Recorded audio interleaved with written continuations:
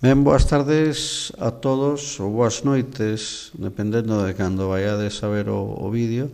Aquí estamos neste segundo concurso no mes de marzo de Ti Sábelo, que é patrocinado pola xollería Victoria de Vimianzo, tamén polo diario Camariñán.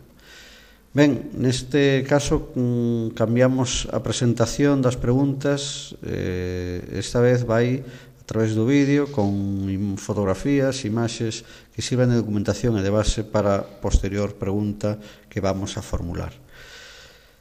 Neste caso hoxe toca falar do Castelo do Soberano, que xa fixéramos algunha pregunta no concurso do mes de febreiro, donde os continuos ataques de enemigos e piratas á ría de Camariñas obligaron a Carlos III, por aquel entonces, a fortificala no século XVIII.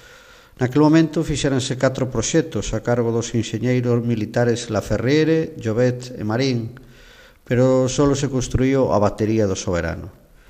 No século XX, cando xa non tiña sentido ese tipo de fortificacións, quedou en desuso e finalmente acabou servindo para facer o muelle de Camariñas despois de que o seu propietario tivera que cedelo para dito traballo, dita obra en Camariñas. Os cañóns tamén acabaron no muelle que sirven de vitas. Aquí podes ver distintas imaxes de fai moitos anos, onde podemos ir vendo o paso ou como foi o paso do tempo no muelle, ou cando non existía o muelle, e despois a medida que se foi facendo, o muelle o máis antigo, a zona máis antigua, e despois o muelle do Curveiro. Estas, por tanto, as imaxes sírvenos para documentarnos sobre a pregunta que vamos a formular, e que é a seguinte: tendes que decirnos en que ano se produxo o desmantelamento do castelo para ir facer o muelle de Camariñas. Digamos que conleva 2 anos.